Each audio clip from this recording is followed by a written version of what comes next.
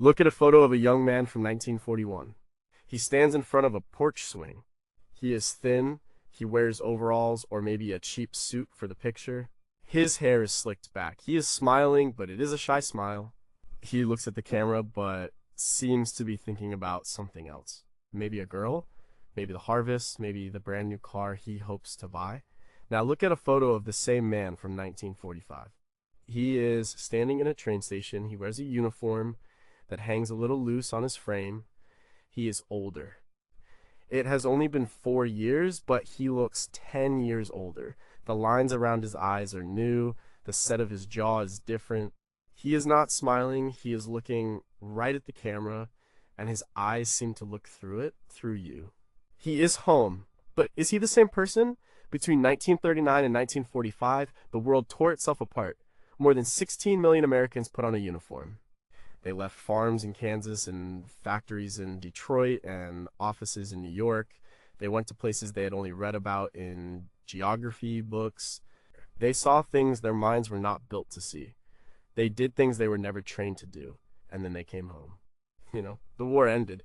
But for the men and women who fought it, the conflict never really ended. It just moved inside. These before and after photos tell that story.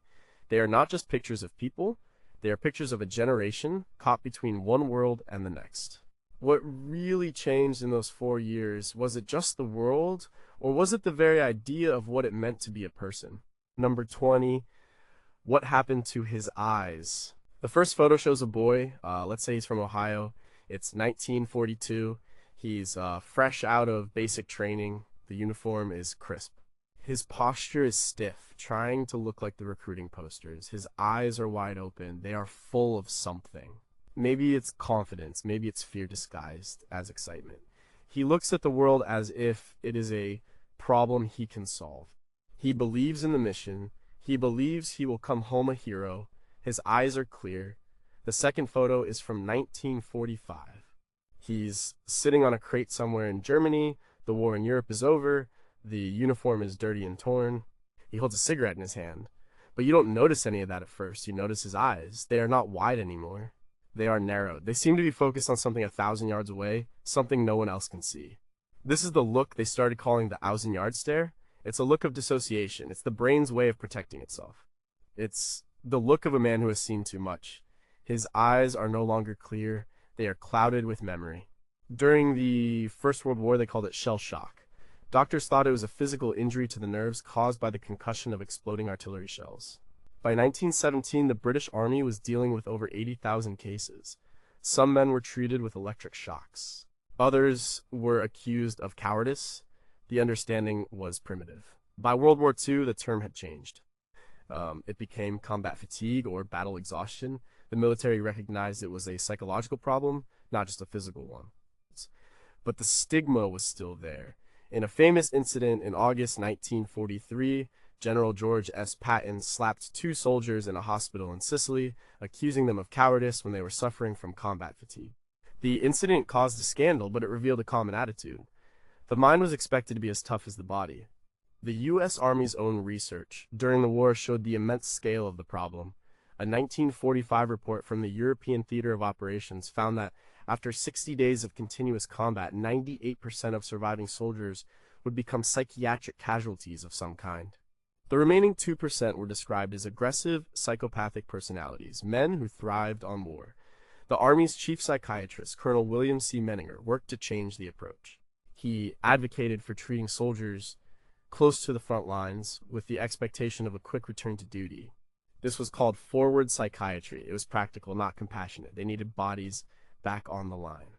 Still, it was an admission that a man's mind could break just like his bone. The Army discharged over 500,000 soldiers for psychiatric reasons during the war. That's the equivalent of 50 divisions. When the men came home, there was no name for what lingered in their eyes. The term post-traumatic stress disorder, PTSD, wouldn't enter the medical lexicon until after the Vietnam War in 1980. The men of the Second World War came home and were expected to be fine. They had won. The world was safe. They were supposed to get a job, buy a house, and raise a family, and millions did. But the man in the second photograph, the one with the distant eyes, he brought the war home with him. He heard the sounds of battle in a backfiring car. He felt the panic in a crowded room. He drank too much to quiet the memories. He had nightmares he never spoke of. His family knew something was wrong, but they didn't know what to call it. They just knew he wasn't the same boy who had left. The clear eyes were gone forever. What do we still not know about the true psychological cost of that war? How many men suffered in silence for decades, their pain dismissed as a personality flaw or a weakness? How did that unspoken trauma shape the families they raised, passing down a shadow to their children and grandchildren? And how many of those heroes secretly felt like cowards because their minds couldn't forget what their eyes had seen? It's number 19. Could he ever go back to his old job? In the before photo, he is 19. He stands next to a tractor on a farm in Iowa. The sky is huge behind him. His hands are rough from work. His world is the 300 acres. His family has worked for generations. His future is mapped out. He will take over the farm. He will marry a local girl. He will live and die in the same county where he was born. Work is tied to the seasons. It is hard, but it is predictable. The after photo is from 1946. He's in Chicago. He's wearing a suit, an ill-fitting one. He looks uncomfortable. He is standing on a city street, dwarfed by tall buildings. The farm is gone, sold off after his father died, and even if it were still there, he can't go back. Not really. How do you go back to fixing a tractor after you've learned to fix the engine of a B-17 bomber? How do you go back to the quiet of the cornfields after you've seen London, Paris, and the ruins of Berlin? The predictable world he left behind no longer fits the man he has become. The end of the war created a massive problem for the United States. What do you do with 12 million men and women in uniform who are about to become civilians all at once? The government remembered the chaos after World War I when veterans sold apples on street corners and the bonus army was violently dispersed in 1932. They feared a return of the Great Depression.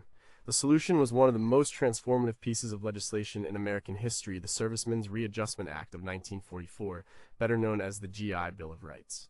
The GI Bill was not just a thank you, it was a strategic investment in the future. It was pushed heavily by the American Legion, with a man named Harry W. Colmery credited as its chief architect.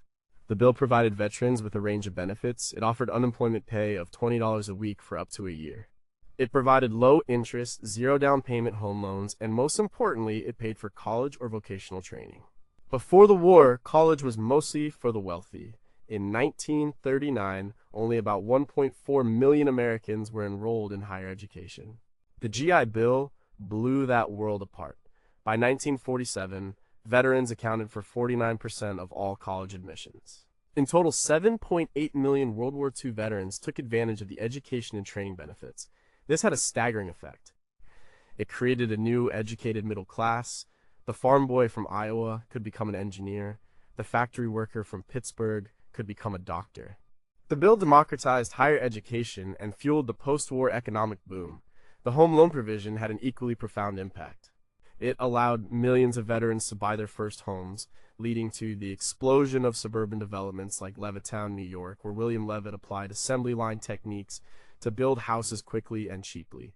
Between 1944 and 1952, the Veterans Administration backed nearly 2.4 million home loans, but there was a darker side. The benefits of the GI Bill were not distributed equally. In the segregated South, black veterans were often denied access to the universities and the home loans that their white counterparts received. Some banks would refuse to lend to them in certain neighborhoods, a practice known as redlining. Many historically black colleges were overwhelmed and under-resourced, unable to handle the influx of new students. Author and historian Ira Katznelson, in his 2005 book, When Affirmative Action Was White, argues that the GI Bill was administered in a way that widened the racial wealth gap. The man in the after photo, standing on that Chicago street, his future was full of possibility. But that possibility looked very different depending on the color of his skin. The predictable world was gone for everyone, but the new world was not built the same for all. What if the GI Bill had never been passed? Would the United States have plunged back into depression, crippled by mass unemployment? How much of the prosperity and technological dominance of the 20th century was built directly on that single piece of legislation? And what is the true, uncalculated cost of the opportunities that were systematically denied to minority veterans, a debt that continues to compound today? Number 18. What did that uniform do to his body? The photo from 1943 is a studio portrait. A young man, barely 20, sits for a formal picture to send to his parents. He is perfectly healthy. His body is strong from basic training. He fills out the uniform. He has 2 arms, 2 legs. His face is unscarred. He is a picture of American youth whole and untouched by violence. He is an image of pure potential. The photo from 1946 shows him on a beach. He is with his wife and a young child. He is smiling, a real smile this time. But he is not whole. His left trouser leg is pinned up at the knee. He rests on a pair of crutches in the sand. His body is forever marked by a single moment in time. A landmine in Italy, an artillery shell in the Hurtgen forest. A kamikaze attack in the Pacific. The potential of the first photograph has met the reality of the second. He survived, but he left a part of himself behind. The physical cost of the war was immense. The United States suffered over 407,000 military deaths. But for every soldier killed, several more were wounded. In total, there were more than 670,000 American servicemen wounded in action. For these men, the war never ended. It was something they lived with every day. The advancements in military medicine meant that more men survived injuries that would have been fatal in previous wars. The widespread use of plasma and penicillin, pioneered by scientists like Alexander Fleming and Howard Florey, saved countless lives on the battlefield. But this created a new challenge, a massive population of veterans with permanent disabilities. The field of prosthetics advanced dramatically during and after the war. Before, artificial limbs were often heavy, crude devices. The demand created by the war spurred innovation. In 1945, the National Academy of Sciences established the Artificial Limb Program to improve the design and function of prosthetic devices using new materials and engineering principles. The veterans returned with bodies reconstructed by surgery and augmented by technology, but a new leg was not a replacement for the old one. Learning to walk again, to live with constant pain, to adapt to a world not designed for disabled bodies, was a battle fought long after the guns fell silent. The psychological impact of these injuries was profound. A man who had defined himself by his physical strength now had to find a new identity. The government provided disability pensions, but these were often small. The Veterans Administration, which grew exponentially after the war, was tasked with providing lifelong medical care. By 1950, the VA was operating 151 hospitals. It became a leader in medical research, particularly in areas like spinal cord injury and mental health. Dr. Paul Magnuson, a reform-minded surgeon appointed to lead the VA in 1948, pushed to affiliate VA hospitals with medical schools, dramatically improving the quality of care. The man on the beach is a symbol of this new reality. He is not hidden away. He is part of society. The sight of amputees became common in post-war America. This visibility helped in some ways to normalize disability, but it did not erase the personal struggle. The 1946 film, The Best Years of Our Lives, directed by William Wyler, captured this perfectly. One of the main characters is a sailor, Homer Parrish, who lost both his hands and now has prosthetic hooks. The role was played by Harold Russell, a non-actor and actual veteran who had lost his hands in a training accident. The film showed his struggle to readjust to civilian life, his fear that his fiancée would no longer love him. It was a raw, honest portrayal that won Russell 2 Academy Awards. It showed the world that the deepest scars of war were not always the ones you could see.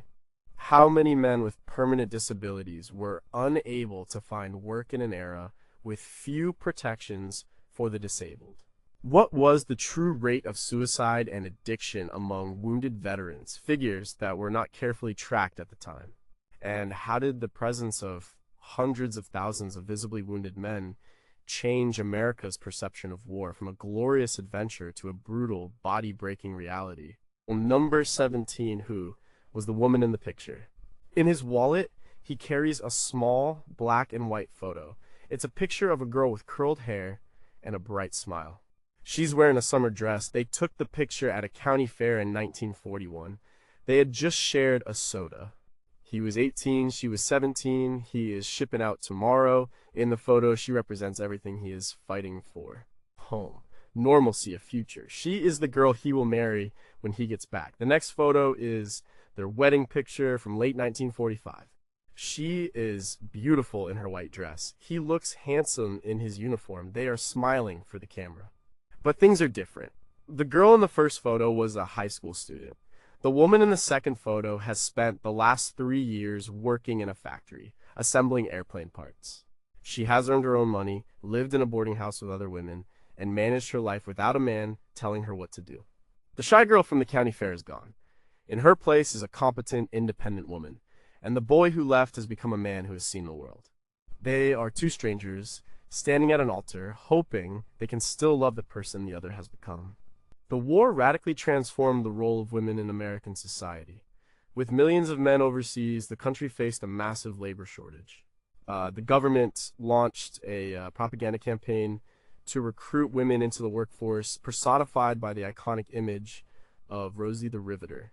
Between 1940 and 1945, the female labor force grew by 57%. Nearly 19 million women held jobs during the war. They became welders, mechanics, and engineers. They built the planes, ships, and bombs that their husbands, brothers, and sons used in the war. This was more than just a job, it was a taste of economic freedom and personal autonomy that many had never experienced. At the same time, the war created a culture of hurry-up marriages. Couples rushed to get married before the man was shipped overseas. The number of marriages spiked. So did the birth rate, in what was the very beginning of the baby boom. But these hasty unions were fragile. They were built on letters and memories, not shared daily lives. When the men returned, there was an enormous cultural pressure for women to leave their jobs and return to the home. Propaganda shifted from Rosie the Riveter to images of happy housewives. Many women were fired to make room for returning veterans. The result was a period of intense social friction. The divorce rate in the United States skyrocketed. In 1940, there were 16 divorces for every 100 marriages. By 1946, that number had jumped to 27. The year 1946 saw a record number of divorces. Men came home with trauma they couldn't articulate. Women who had discovered new capabilities and a sense of self-worth were suddenly expected to become subservient housewives. The idyllic reunion depicted in newsreels often masked a difficult and painful negotiation of new roles and identities.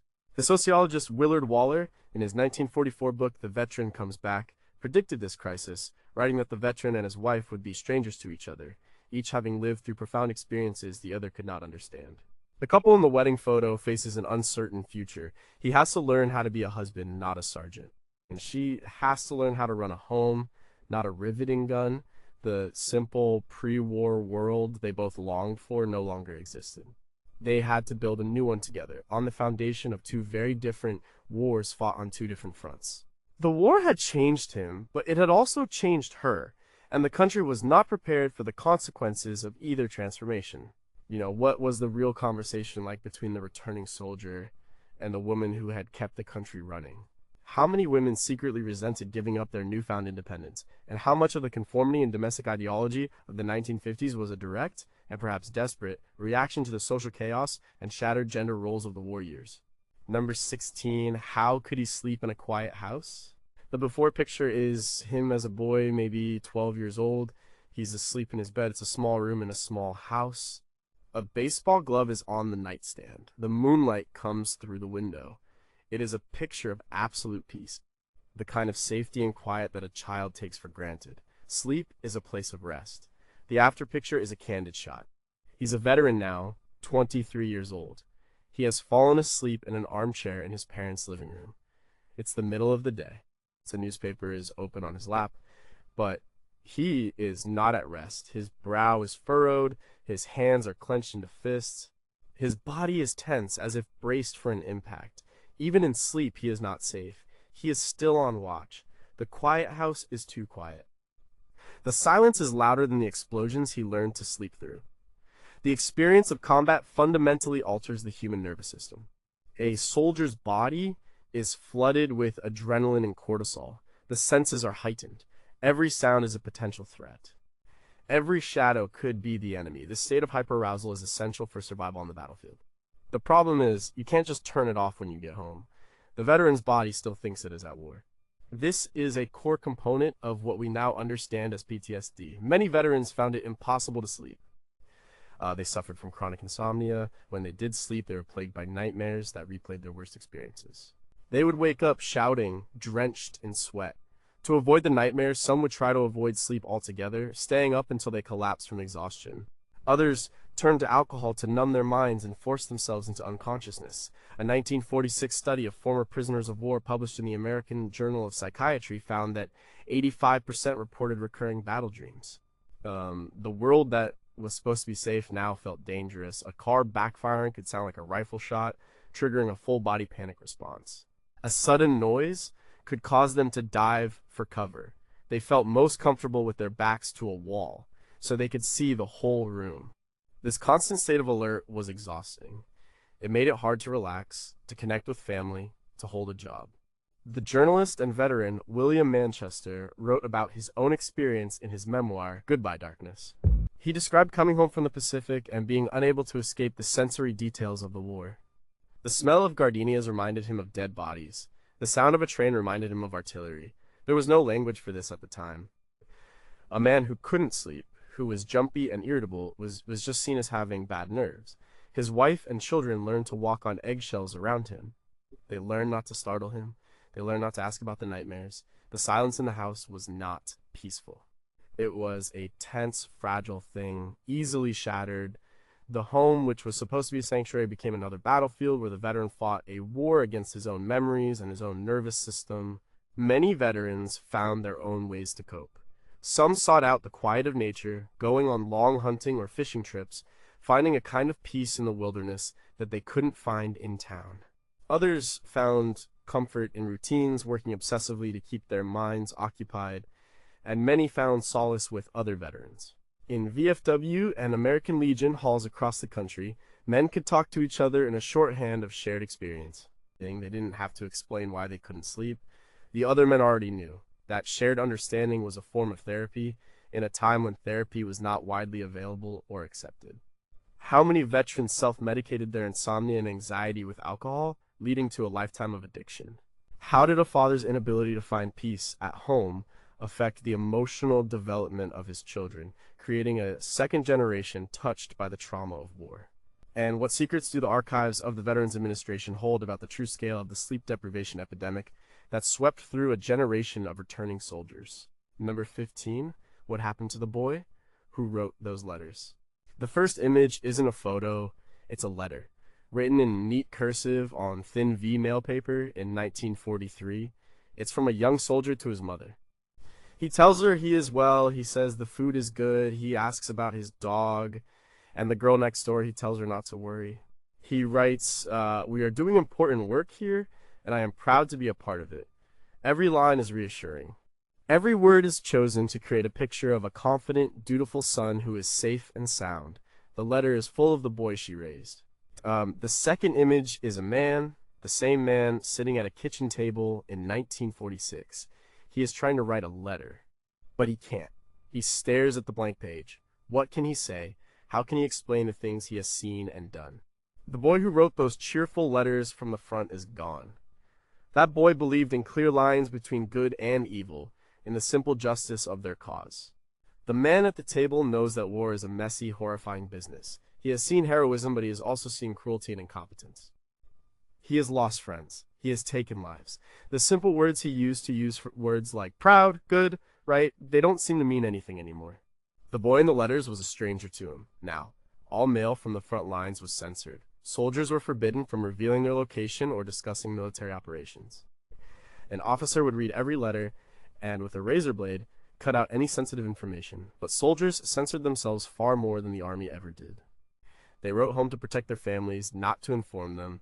They knew their parents and sweethearts were imagining the worst, so they painted a picture of routine, boredom, and camaraderie. They wrote about the mud, the sea rations, the funny thing a friend said. They left out the terror, the gore, and the crushing exhaustion. The great war correspondent Ernie Pyle, who was beloved by the troops for his honest reporting, captured the reality of the soldier's life. He didn't write about grand strategy. He wrote about the daily lives of the enlisted men. In a column from January 1944, he wrote, "I believe that I have a new glimpse into the human mind. It is a mind that has become tolerant and understanding of almost anything." He understood that the soldiers were living in a different moral universe, one that could not be explained in a letter home. The author Paul Fussell, a veteran of the war in Europe, wrote extensively about this disconnect in his book, The Great War in Modern Memory, though focused on WWI, the principle holds. He described the sanitized, official language of war versus the brutally ironic and profane language that soldiers used among themselves. When the veteran returned, this gulf in experience became a wall. His family wanted to hear stories of adventure and heroism. He had none to tell, or at least none that he could share. How could he describe the sound a man makes when he is hit by shrapnel? How could he explain the cold calculus of survival, the moments of luck that separated the living from the dead? How could he talk about the fear, the kind that loosens your bowels and turns your legs to water? And how could he talk about the killing, the moment he looked another man in the eye and ended his life? To speak of these things would be to contaminate the clean, safe world his family inhabited. It would be to bring the war into their living room. So most of them said nothing. When asked, "How was it like?" they would say, "It was okay," or "I don't want to talk about it." This silence was not a sign of healing. It was a symptom of the wound. The boy who wrote the letters was an act of loving deception. The silent man at the kitchen table was the truth. He was isolated by his own experience, a translator with no dictionary for the language of war. How many family histories have a permanent blank spot around the war years because a grandfather or great-grandfather simply could not speak about it? Did this silence protect families, or did it create a profound, unspoken distance that could never be bridged?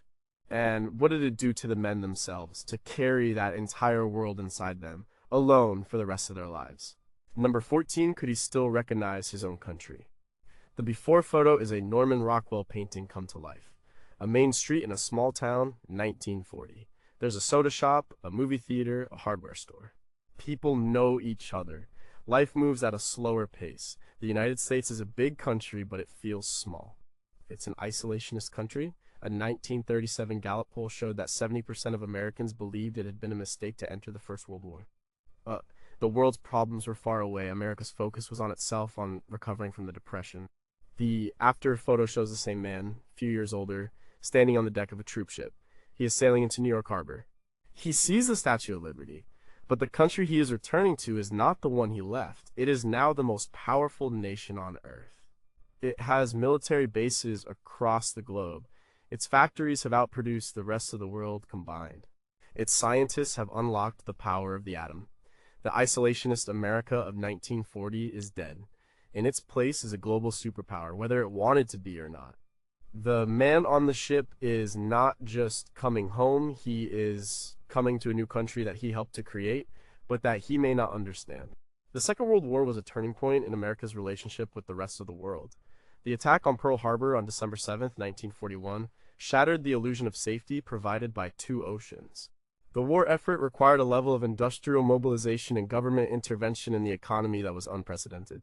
The War Production Board, established in 1942, oversaw the conversion of peacetime industries to military production. Car factories started making tanks and planes. The country produced 300,000 aircraft and 86,000 tanks. This industrial might not only won the war, but also pulled the U.S. definitively out of the Great Depression. The soldiers themselves were part of this global shift. 16 million Americans were sent overseas. For most, it was their first time leaving their home state, let alone the country. They were farm boys from Nebraska who suddenly found themselves in the jungles of New Guinea. They were city kids from Brooklyn who fought their way through the ancient villages of Sicily. They saw different cultures, different languages, different ways of life. They also saw the devastation of modern warfare on a scale unimaginable back home. This experience broadened their horizons. It made the world seem smaller and more interconnected. When they returned, they brought this new global perspective with them. The old arguments for isolationism seemed naive. The veteran who had fought in Europe understood that a conflict there could directly threaten America. This shift in public consciousness allowed for a radical change in U.S. foreign policy. In 1947, the Truman Doctrine committed the U.S. to supporting free peoples against subjugation. In 1948, the Marshall Plan, officially the European Recovery Program, poured billions of dollars into rebuilding Western Europe, both as a humanitarian act and as a strategic move to prevent the spread of communism. The United States became a founding member of the United Nations in 1945 and the North Atlantic Treaty Organization NATO in 1949. The small-town America of the first photo was now the leader of the free world. But this new role came at a cost. It required a large permanent military establishment. It involved the country in complex and dangerous international affairs. It led to the anxieties of the Cold War and the fear of nuclear annihilation. The man on the troop ship was returning to a country that was richer and more powerful than ever before. But it was also a country with new, heavier burdens. The simple, self-contained world he had fought to defend was gone forever, destroyed by the very victory he had helped to win. Did the average veteran feel proud of America's new global leadership, or was he bewildered by the complex new responsibilities? How much did the experience of seeing the world directly contribute to the post-war boom in travel, international business, and cultural exchange? And was the loss of American innocence and isolationism a necessary price for global security, or was it a tragic casualty of the conflict? Number 13, who were these strangers in his house? The first picture is a family portrait from 1942. A young man holds his baby son. The child is only a few months old. The father looks down at him with a mixture of pride and fear. He is leaving in a week. This photograph is a promise to return. The second picture is from 1945. The father is home. He is kneeling on the floor holding a toy truck. A little boy, now 3 years old, stands a few feet away, hiding behind his mother's skirt. The boy is looking at this strange man in his house with suspicion. He doesn't recognize him. The man in uniform is not the daddy he has seen in pictures. He is a stranger. The father's smile is forced. His heart is breaking. The reunion he has dreamed of for 3 years is not a joyful embrace. It is an awkward, painful introduction. For millions of men, the war meant leaving behind young children or pregnant wives. They became fathers by mail. They followed their children's growth through photographs and letters. The children, in turn, knew their fathers only as a two-dimensional image on the mantelpiece, a semi-mythical figure away fighting a war they couldn't understand. The reality of the homecoming was often a shock for both parties. The child had formed a powerful bond with his mother. She was the center of his universe. This new man disrupted that universe. He was loud. He had a different smell. He tried to enforce rules. The child's rejection was not malicious. It was a natural reaction to a stranger intruding on his secure world. For the father, this was a devastating blow. He had survived combat, dreaming of the moment he would hold his child again. But the child he had left was a baby, and the one he came home to was a person with his own thoughts and fears. The father felt like a failure before he even had a chance to begin. The relationship with his wife was also fraught with challenges. They had both changed. He was harder, more withdrawn. She was more self-reliant, used to making all the decisions for the household. They had to learn how to be married again, how to share a bed, how to raise a child together. The romanticized image of the homecoming kiss in Times Square ignored the difficult months and years of renegotiation that followed. The advice given to women in magazines at the time often made things worse. A 1945 article in House Beautiful titled, "He's Home Again," advised wives to be patient and cater to their husband's every need, as if he were a fragile patient. This advice often ignored the woman's own exhaustion and needs. The field of child psychology was still in its early stages. Experts, like Dr. Benjamin Spock, whose The Common Sense Book of Baby and Child Care would be published in 1946, were beginning to emphasize the emotional needs of children. But there was little public discussion about the specific trauma faced by the children of returning veterans. They had to cope not only with a stranger in the house, but also with that stranger's invisible wounds. They grew up with fathers who were prone to sudden anger, who were emotionally distant, or who drank too much. The family in the second photograph is at the start of a long, difficult journey. It is a journey to rebuild a family that was pulled apart by war. The toy truck is an offering of peace, an attempt to bridge the gap. But it would take more than toys. It would take time, patience, and a level of emotional understanding that few people at the time possessed. The perfect family of the pre-war dream had to be forged in the difficult reality of the post-war home. How many of the problem children of the 1950s were actually just children struggling to connect with traumatized fathers? Did the generation gap of the 1960s have its roots in the emotional distance established in the immediate post-war years? And what are the unwritten stories of the millions of women who had to act as mediators between a husband they barely knew and a child who was afraid of him? Number 12, where did the comrades go? Look at this photo from 1944, a group of 5 soldiers. They are somewhere in France. They are dirty, unshaven, and exhausted. They are leaning against a jeep, sharing a cigarette. One of them is cleaning his rifle, another is reading a letter. They are not smiling, but there is an undeniable bond between them. They have been through hell together. They have saved each other's lives. They know things about each other that their own families will never know. In this moment, they are closer than brothers. Now look at the second photo. It's 1948. One of those men is at a backyard barbecue. He is surrounded by his wife, his kids, his neighbors. Everyone is laughing. He is holding a spatula and wearing a silly apron. He is smiling for the camera, but if you look closely at his eyes, you can see a hint of loneliness. He is home. He is safe. He has everything he ever wanted, but he is an outsider. No one here understands what he went through. The intense bond he shared with the men in the first photo is gone. He is profoundly alone. In combat, a soldier's survival depends on the men next to him. The squad or platoon becomes his family. The loyalty is absolute. This is the concept of unit cohesion, which military sociologists like Samuel A. Stouffer studied extensively in his post-war work, The American Soldier. Stouffer and his team conducted massive surveys of American troops and found that the primary motivating factor in combat was not patriotism or hatred of the enemy, but the soldier's loyalty to his immediate comrades. He fought to protect his friends and not let them down. This created a bond of intimacy and interreliance that is almost impossible to replicate in civilian life. When the war ended, this family was broken up. The men were discharged and sent back to their individual homes all across the country. The man from Brooklyn went back to Brooklyn. The man from Texas went back to Texas. They promised to stay in touch, to write letters, to visit. But life got in the way. They had to find jobs, get married, raise families. The daily life or death intensity of their shared experience faded into memory. The veteran at the barbecue is surrounded by people who love him, but they cannot understand him. His neighbor talks about his problems at the office. His brother-in-law complains about his new car. These civilian concerns seem trivial, almost absurd, compared to what he has experienced. He feels a profound sense of alienation. He misses the dark humor, the easy camaraderie, the absolute trust he shared with his unit. As the author Sebastian Junger wrote in his book Tribe on Homecoming and Belonging, soldiers often miss the war, not because they miss the violence, but because they miss the intense sense of community and shared purpose. Many veterans tried to recreate this bond. They joined the VFW Veterans of Foreign Wars, or the American Legion.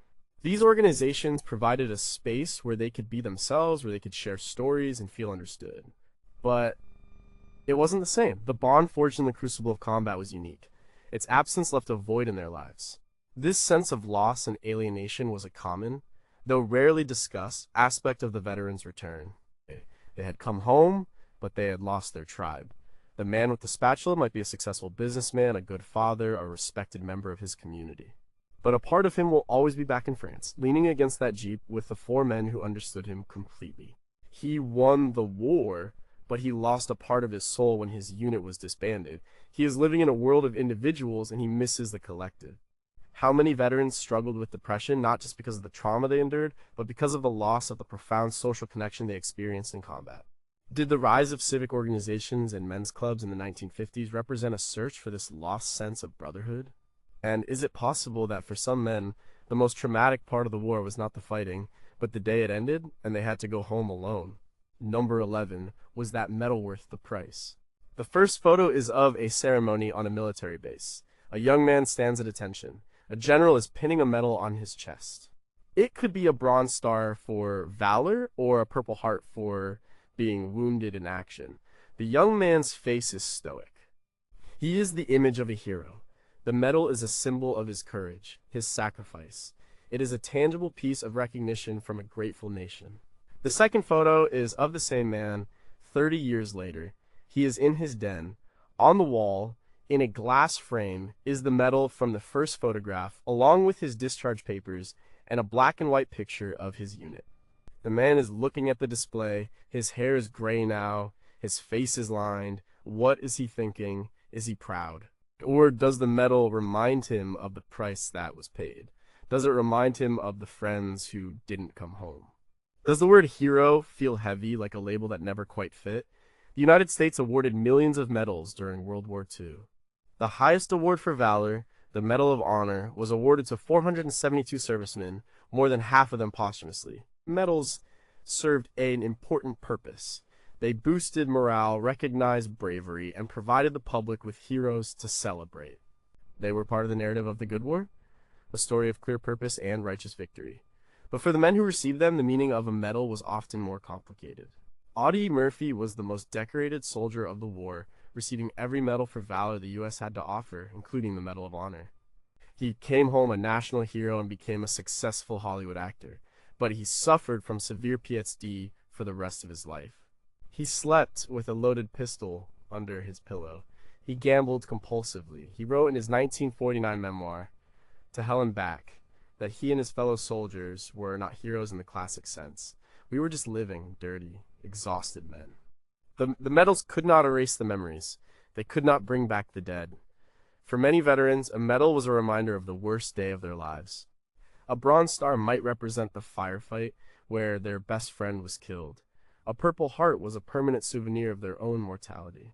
The ceremony and the praise felt disconnected from the chaotic, terrifying reality of combat. In his novel The Naked and the Dead, the veteran Norman Mailer depicted the cynicism that many soldiers felt toward the ambitions and vanities of the officers who handed out the medals. The real heroes were often the ones who were buried overseas, their actions unseen and unrewarded. The man in his den is not just looking at a piece of metal and ribbon. He is looking at his past. He is wrestling with the meaning of his own survival. Why him? Why did he live when so many others died? This is the essence of survivor's guilt, a common and powerful emotion among combat veterans. The medal, meant to honor him, can sometimes feel like an accusation. It sets him apart, labels him a hero when he feels anything but.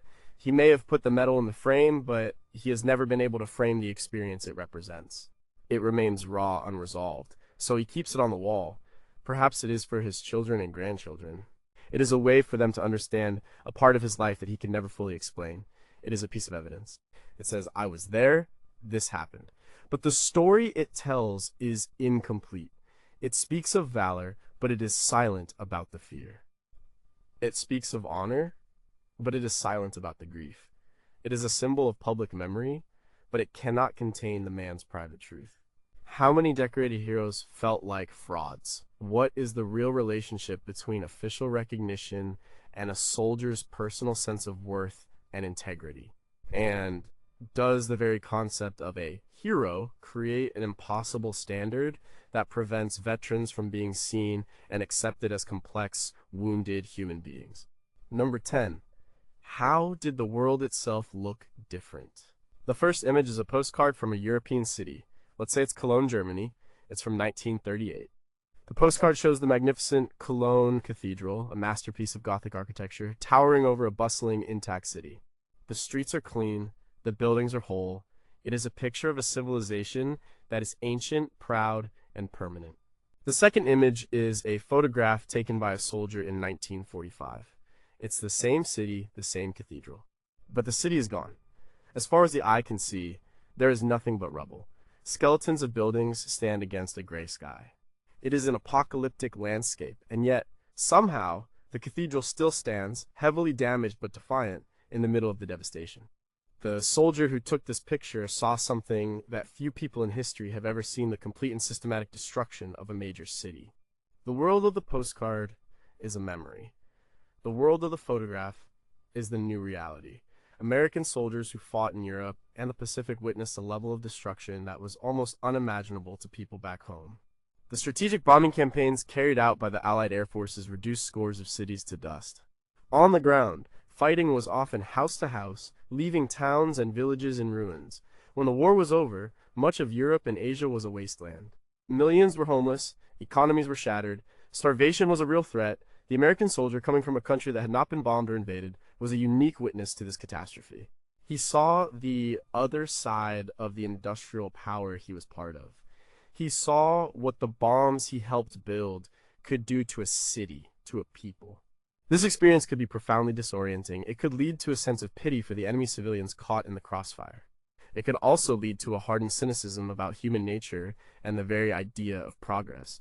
The author Kurt Vonnegut, who was a prisoner of war and survived the firebombing of Dresden in February 1945, was haunted by the experience for his entire life. It became the basis for his masterpiece, Slaughterhouse-Five. Coming home to the United States was a surreal experience. The soldier left a continent in ruins and arrived in a country that was booming. The factories were humming. The stores were full, the cities were untouched. This stark contrast created a psychological gulf. How could he explain the landscape of rubble to people who had only seen it in brief newsreels? How could he reconcile the abundance of America with the starvation he had seen in Europe? He had seen the fragility of civilization. He knew that the solid buildings and paved streets of his hometown were not permanent. They could be turned into dust, just like Cologne. This knowledge changed his perspective. He might have a lower tolerance for petty complaints. He might have a greater appreciation for simple things, a hot meal, a warm bed, a solid roof over his head. He might also have a deep-seated anxiety about the future, a fear that the destruction he had witnessed could one day visit his own country, especially in the new atomic age. The soldier who saw the ruins of the old world could never look at the new world with the same naive confidence again. He had seen the abyss. What was the long-term psychological impact on the soldiers who had to act as occupying forces, living among the ruins and the defeated populations? How did the visual shock of the destroyed cities of Europe and Japan shape the American desire to rebuild, as seen in the Marshall Plan and the post-war reconstruction of Japan? And did this experience create a generation of Americans who were uniquely aware of both their country's immense power and its profound responsibility in the world? Number 9, what did it mean to kill a man? In the first photo, he's a teenager on a deer hunting trip with his father in 1940. He's holding a rifle. He has just shot his first buck. He has a tentative smile on his face. It's a mix of pride and a little bit of queasiness. He has taken a life, but in a controlled, ritualized way. It is a rite of passage. It is not personal. The second photo doesn't exist. It couldn't. It's a moment from a battle in the Pacific. He is in a foxhole. A figure is charging at him with a bayonet. There is no time to think. He raises his rifle and fires. The figure falls. He sees the man's face. He is young, just like him. For a split second, their eyes meet. Then the moment is over. He has to keep fighting. But that face, that moment, is burned into his brain forever. He has killed a man, not an animal. He has looked into the eyes of his own mortality and pulled the trigger. One of the most fundamental taboos in human society is the prohibition against killing other humans. The military has to systematically break down this inhibition. In his groundbreaking 1995 book on killing the psychological cost of learning to kill in war and society, Lieutenant Colonel Dave Grossman presented a controversial but influential argument. He cited studies by U.S. Army historian S.L.A. Marshall, who concluded from post-combat interviews that during World War II, only 15 to 20% of American riflemen in combat actually fired at the enemy. The majority did not fire, or fired intentionally over the enemy's heads. Grossman argued that this was due to an innate human resistance to killing a member of one's own species. The military learned from this. Training methods were changed. Instead of shooting at round bullseye targets, soldiers were trained to shoot at realistic, human-shaped silhouette targets. This change, Grossman argues, dramatically increased the firing rate in subsequent wars like Vietnam. But for the World War II soldier, the act of killing was often a deeply personal and traumatic event. It was the crossing of a moral line from which there was no return. Veterans rarely, if ever, spoke about this. It was the darkest secret of the war. They might talk about the fear, the boredom, the friends they lost. They would not talk about the men they killed.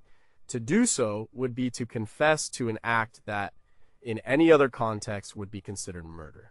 It was a sanctioned, necessary act of war, but it still violated a deep part of their conscience. The guilt and shame associated with killing could be a heavy burden to carry for a lifetime. The process of war requires dehumanizing the enemy. They are not people, they are the Krauts, the Japs. This is a psychological defense mechanism. It makes it possible to kill them. But there were moments, like the one in the foxhole, when this defense broke down. The enemy suddenly became a human being, a young man just like you, and in that moment, the soldier was confronted with the true horror of what he was doing. When he came home, how did he live with that memory? How did he reconcile the man who killed with the man who is now a husband and a father? He had to compartmentalize, he had to lock that part of himself away, but it was always there. It might surface in a nightmare or in a sudden, unexplained fit of rage. It was the wound that was deepest and most hidden. The man who had taken a life could never again see himself as a completely innocent person. What is the true number of men who were haunted for the rest of their lives by the face of an enemy they killed up close?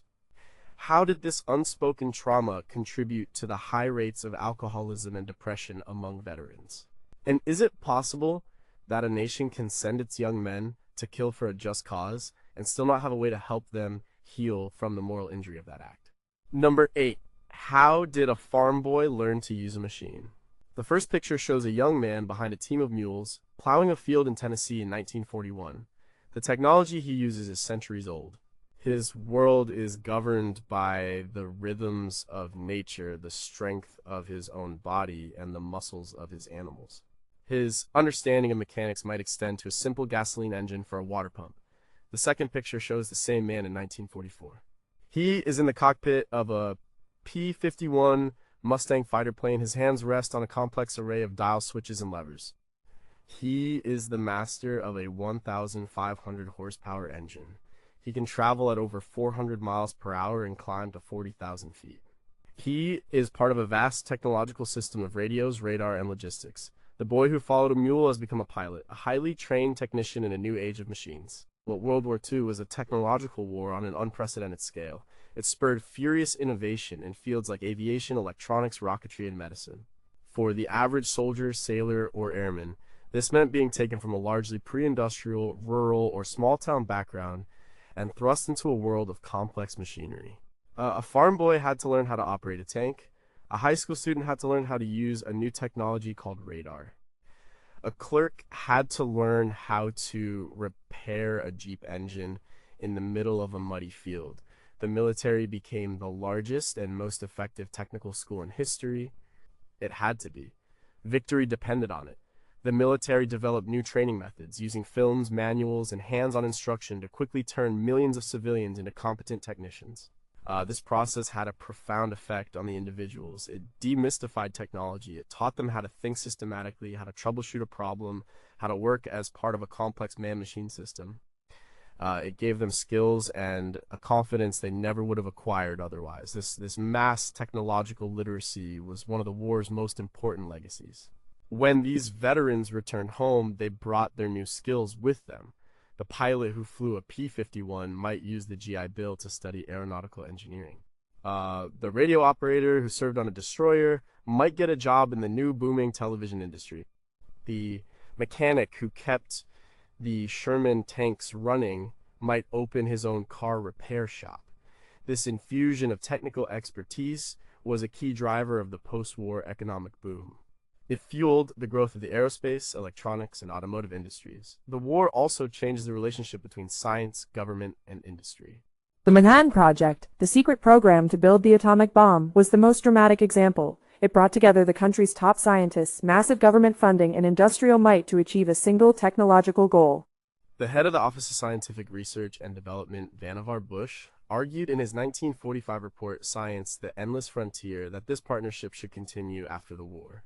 This led to the creation of the National Science Foundation and the massive post-war government investment in scientific research that powered decades of innovation. The man who traded his plow for a fighter plane represents a fundamental shift in American society. He is a symbol of the transition from an agrarian to a technological culture. The war was his education.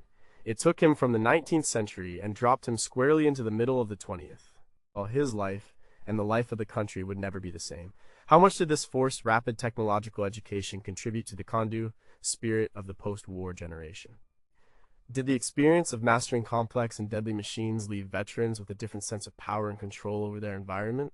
And what was the experience of the men who couldn't adapt, who were overwhelmed by the technology and felt lost in the new machine age? Number 7, could a parade wash away the dirt? The first photo is a snapshot of a soldier on a break from the front line. He is covered in mud from head to toe. His uniform is stained with dirt, sweat, and maybe blood. His face is gaunt. He hasn't had a real bath in weeks. He is living in a world of pure filth, both literal and metaphorical. The grime on his skin is a reflection of the grime of war itself. The second photo is from a homecoming parade in his hometown. The streets are lined with cheering crowds. The confetti and ticker tape rain down. He is marching with his fellow veterans. He is wearing his dress uniform, clean and perfectly pressed. He is showered, shaved, and celebrated. He is being presented to the town as a clean, shining hero. but it's a costume. Underneath the clean uniform, he still feels the dirt of the war. The cheers of the crowd cannot drown out the memories. The parade is for them, not for him. The homecoming parades were a vital part of America's post-war experience. They were a collective ritual of celebration and relief. The war was over. The boys were home. The nation had won. For the people on the sidelines, it was a moment of pure joy and pride. It was a way to thank the soldiers and to reaffirm the values they had fought for. The famous photograph by Alfred Eisenstadt of a sailor kissing a nurse in Times Square on VJ Day became the iconic image of this national catharsis. But for many of the veterans in the parade, the experience was more complex. They were exhausted physically and emotionally. They had just come from a world of death and destruction and were suddenly thrust into a carnival. The cheers felt hollow. The praise felt unearned. They were being celebrated as a symbol, as our brave boys, which erased their individual experiences and the horrors they had witnessed. They were expected to smile and wave, to play the part of the happy warrior. It was their first and perhaps most difficult post-war performance. There was a profound disconnect between the civilian perception of war and the soldiers' reality. To the crowd, the war was a newsreel story of good versus evil, of heroic GIs liberating grateful towns. To the soldier, it was a chaotic and terrifying experience of survival. The parade was an attempt to paper over this gap, to create a simple, clean narrative. But the dirt of the war couldn't be washed away that easily. The veteran marching down Main Street is an actor in a play he didn't write. He feels a duty to give the town the hero. It wants to see. But he also feels a deep sense of alienation. These cheering people have no idea what he has been through. They are celebrating a victory, while he is mourning his dead friends. They are looking at his clean uniform, but he is remembering the filth of the foxhole. He is physically present at the parade, but his mind is still on a battlefield thousands of miles away. The parade was the beginning of the Great Silence. The veteran learned on that first day home that his real experience was not welcome. People wanted stories of glory, not of gore. They wanted heroes, not haunted men.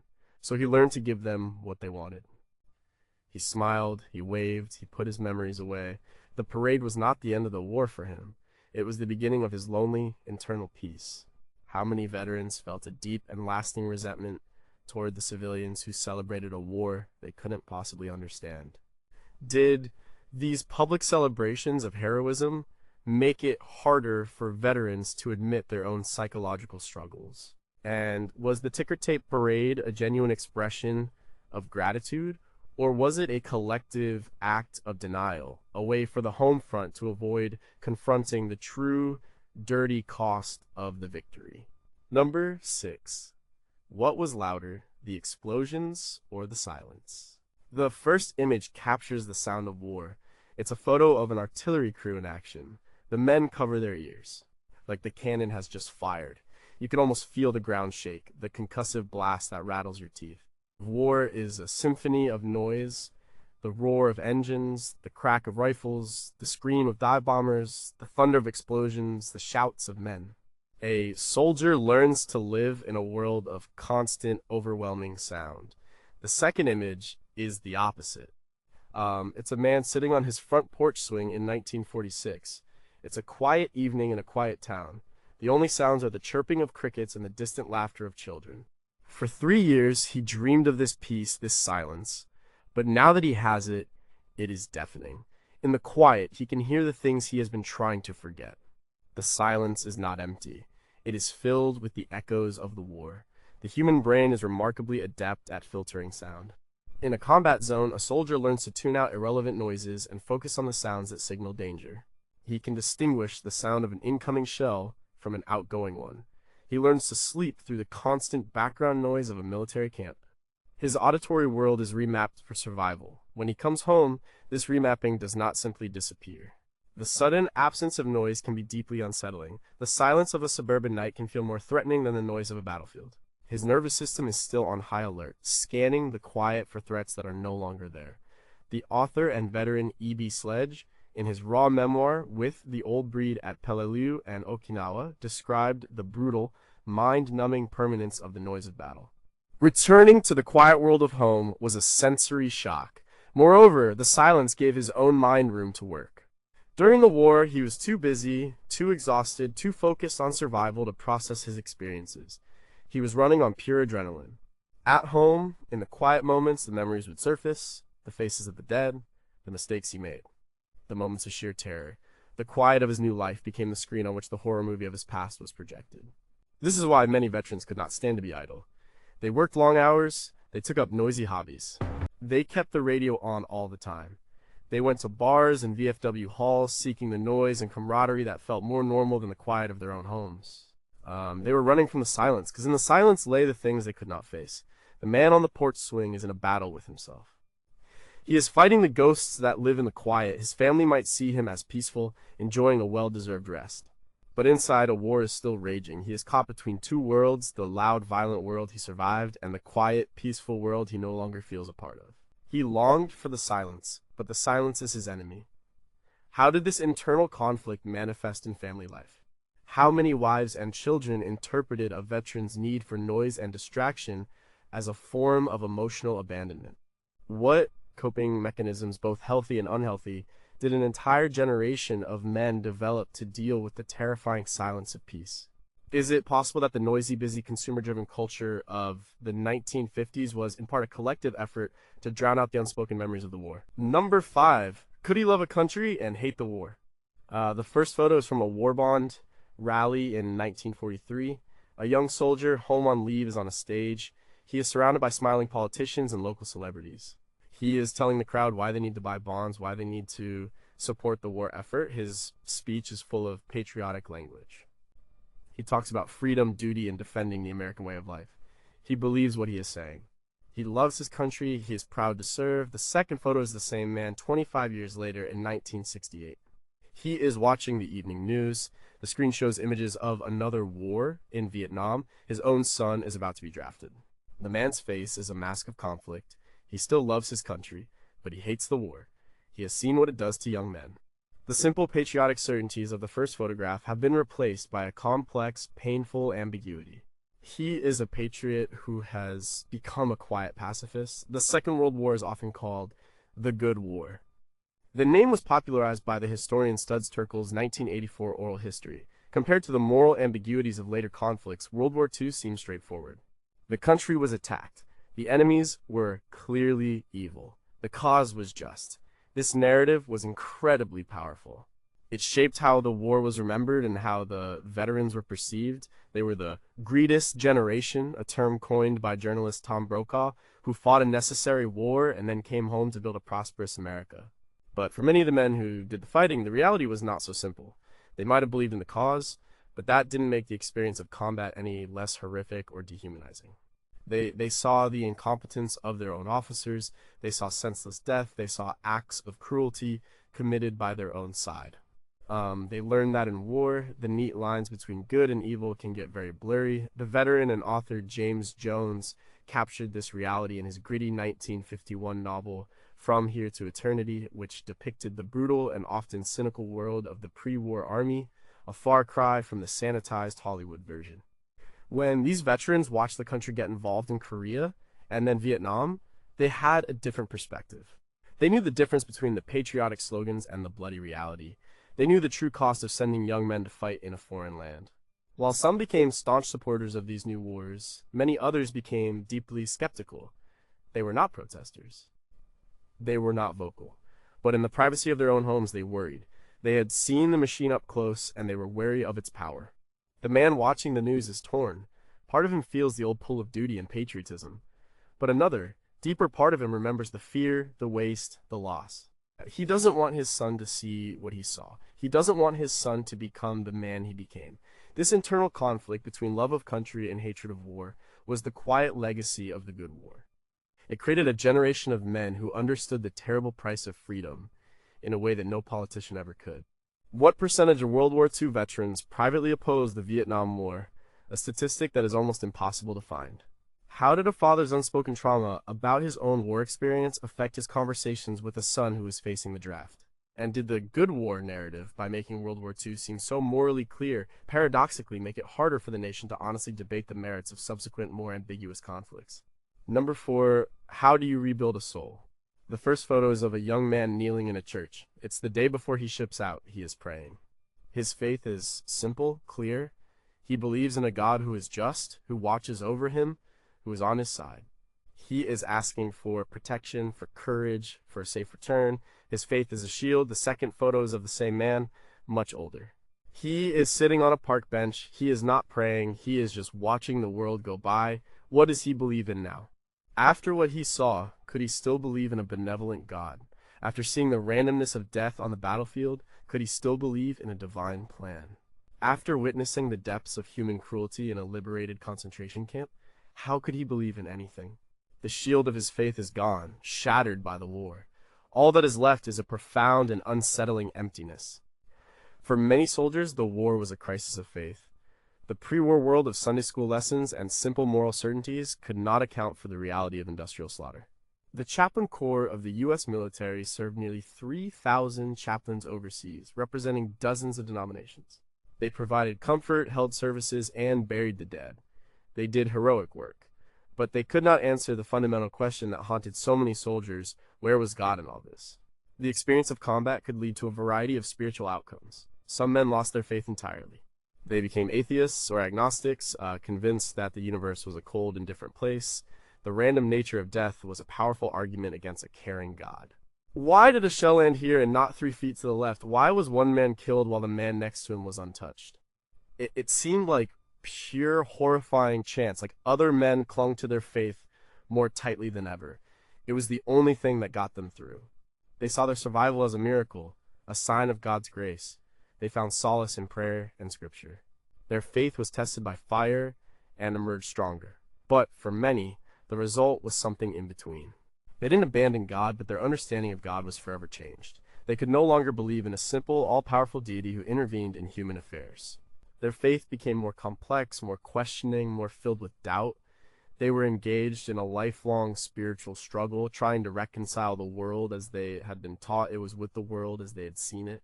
Theologians like Reinhold Niebuhr, whose Christian realism was highly influential during this period, wrestled with these same issues, arguing for a faith that could confront the reality of evil in the world without falling into despair. The man on the park bench is a casualty of a wound that no doctor can treat. It is a spiritual wound, a moral injury. The war didn't just break his body or his mind, it broke his worldview, it destroyed the framework of meaning that had once given his life purpose and order. Now he has to build a new one from the wreckage. It is a slow, quiet, and lonely process. He is not just rebuilding a life, he is trying to rebuild a soul. What do we know about the religious beliefs of veterans after the war? Did church attendance rise or fall among that generation? How many men found a new kind of faith, not in God, but in their country, their family, or their work? And is the spiritual emptiness that many veterans experience the deepest, most invisible, and most enduring wound of all? Number 3, was he still a young man? The first photograph is a snapshot from a 21st birthday party in 1944. A soldier is surrounded by his buddies. They are somewhere behind the lines in Italy. Someone has managed to get a cake. He is laughing, his face lit by the candles. In this moment, despite the uniform and the war, he is undeniably young. He is full of life, on the cusp of his future. The second photograph is from his wedding, less than 2 years later. He is 22 years old. By any objective measure, he is still a young man. But he doesn't look it. The laughter from the first photo is gone. He looks serious, burdened. He has the weary eyes of a much older man. He has been a soldier, a leader of men. He has seen more death than most people see in a lifetime. He has been forced to grow up too fast. The war has stolen his youth. One of the great tragedies of any war is that it is fought by the young. The average age of an American GI in World War II was 26, but millions were much younger, enlisting or being drafted right out of high school at 18 or 19. They went from being boys to being men in a matter of months, skipping the normal stages of development in between. They never had the chance to be carefree, to make mistakes, to figure out who they were. The Army did that for them. It gave them an identity, a purpose, and a set of rules to live by. When they came home, they were chronologically young, but existentially old. They were 22-year-old men with the life experience of 50-year-olds. This created a strange disconnect. They were expected to go to college with the GI Bill, sitting in classrooms with 18-year-olds who had just graduated high school. The veterans were often more mature, more focused, but also more cynical. They had little patience for fraternity pranks or campus politics. They were there to get an education and get on with their lives. This accelerated aging process shaped the post-war generation. They married young, they had children young, they bought houses and started careers while they were still in their early 20s. There was a sense of urgency, a feeling that they had lost time to make up for. The settling down of the 1950s was in many ways a reaction to the chaos and uncertainty of the war years. They had had enough adventure to last a lifetime. Now they craved security, stability, and normalcy. But something was lost. The playfulness, the idealism, the rebellious spirit of youth had been burned out of many of them. They became serious men because they had seen serious things. The sociologist Glenn H. Elder Jr., in his landmark study, Children of the Great Depression, showed how major historical events can alter the life course of an entire generation. For the men of World War II, the war was the defining event that compressed their youth and catapulted them into premature adulthood. The man in the wedding photo is embarking on a new life. He will be a husband, a father, a provider. He will be successful, he will be a pillar of his community, but he will always carry a hidden grief for the young man he never got to be. The laughter in the first photo is a ghost, a reminder of a youth that was sacrificed on the altar of war. How did this premature aging affect their parenting styles, creating a generation of fathers who are often perceived as distant and overly serious? Did the loss of a traditional youth contribute to the midlife crisis phenomenon decades later, as these men reached an age where they finally felt they could reclaim something of what they had lost? And what does a society lose when its young men are forced to become old before their time? Number 2, did the greatest generation believe they were great? The first picture is a recruiting poster. It shows a determined, handsome GI, jaw set, looking toward the horizon. The caption reads, "We're fighting for the future of our world." It is an image of heroic, confident purpose. It is the beginning of a myth. The second picture is of an old man. He is a veteran, in his 80s now, sitting in his living room. He is being interviewed by his grandson for a school project. The grandson asks, "Grandpa, were you a hero?" The old man looks away for a moment. Then he looks back, and his eyes are filled with a complex mixture of emotions. He says, "The heroes are the ones who didn't come back." The term "the greatest generation" was coined by journalist Tom Brokaw for his 1998 book of the same name. It became a powerful and enduring label. It celebrated the generation of Americans who grew up in the Depression, won World War II, and then came home to build modern America. The label is meant as a tribute. It honors their sacrifice, their resilience, their sense of duty and civic virtue. But did the veterans themselves feel this way? For the most part, no. They were famously modest and reluctant to talk about their experiences. They did not see themselves as heroes or as part of a greatest generation. They saw themselves as ordinary men who had been called upon to do a difficult and dirty job. They did what they had to do, and then they came home and tried to forget. Their reluctance came from several places. First, there was the humility of someone who had survived when so many others had not. To call oneself a hero felt like a betrayal of the dead. They knew that survival was often a matter of pure luck, not skill or bravery. Second, they knew the unheroic reality of war. They knew about the fear, the mistakes, the moments of cowardice and cruelty. The heroic narrative of the recruiting posters and the Hollywood movies felt like a lie. Third, their focus was on the future, not the past. They wanted to build a normal life, not dwell on the trauma of the war. Their work ethic and their focus on family were a way of moving forward, of creating life in the face of the death they had witnessed. The label of the greatest generation is in some ways a burden. It flattens a diverse group of millions of individuals into a single heroic monolith. It papers over their flaws, their struggles, their political disagreements. It ignores the stories of the veterans who came home broken, who couldn't adjust, who drank themselves to death. It ignores the racism and sexism that were rampant in that era. The myth of the greatest generation is a comforting story that later generations tell themselves. It is not the story that the veterans themselves would have told. The old man in the living room is not being falsely modest. He is telling a profound truth. He knows that the cost of the victory was paid by the men whose names are on the crosses in the cemeteries in France and on the islands of the Pacific. He accepts the praise of his grandson with a quiet discomfort. He knows that he is a symbol of something he never felt himself to be. He is just a man who survived, and for him that has always been enough. Is it possible that by glorifying an entire generation, we make it harder to see them as the complex, flawed, and suffering human beings they actually were? Does the myth of the greatest generation create an impossible standard that no subsequent generation can live up to? And what is the danger of a society that prefers the simple myths of war to its complicated and painful truths? Number one, are we looking at a beginning or an end? The first photo is from 1941. A young man and a young woman are on a dance floor. A big band is playing. Oh, they are doing the jitterbug. The world is on the brink of war. But in this moment, there is only the energy, the joy, the boundless optimism of youth. The photo captures the end of an era, the end of a certain kind of American innocence.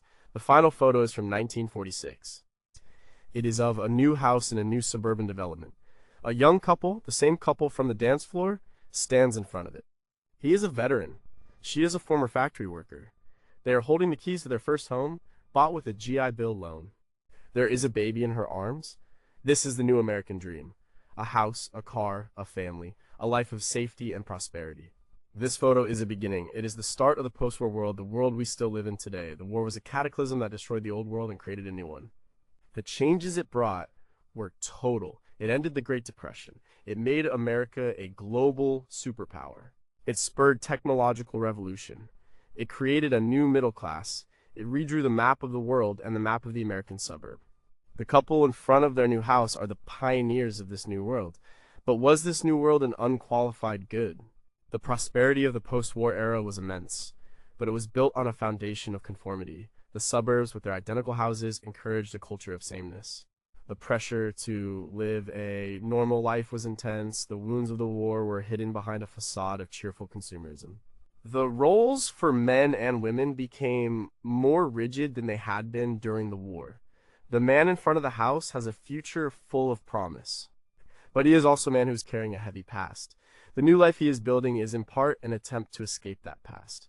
The quiet street, the neat lawn, the happy family, these are the walls he is building to keep the chaos of the war at bay. The entire post-war boom, with its focus on domesticity and material comfort, can be seen as a massive collective effort to heal from a massive collective trauma. It was a search for safety in a world that the war had revealed to be profoundly unsafe. So the final before and after is not just about a person. It is about a country. The before is the America of small towns and regional cultures, an isolationist nation with a deep skepticism of foreign entanglements. The after is the America of suburbs and highways, a global empire with a permanent war economy. The couple on the dance floor and the couple in front of the house are living in two different Americas. The war was the brutal, bloody bridge between them. We look at the photo of the new house, and we see the beginning of the baby boom, the Cold War, the Civil Rights Movement, and the modern world. But we also see the end of something. An end of a belief in a simple, secure, and predictable life. The man and woman in that photo have seen too much to ever be truly innocent again. They are survivors, building a new world on the ashes of the old. What if the post-war American dream of suburban life was not a dream of aspiration, but a dream of escape, a desperate attempt to build a fortress of normalcy against the traumatic memories of the war? How did the unspoken trauma of the greatest generation shape the anxieties and rebellions of their baby boomer children? And when we look at the world today with its complex global conflicts and its deep internal divisions, are we still living in the world that World War II created, and are we still fighting its ghosts?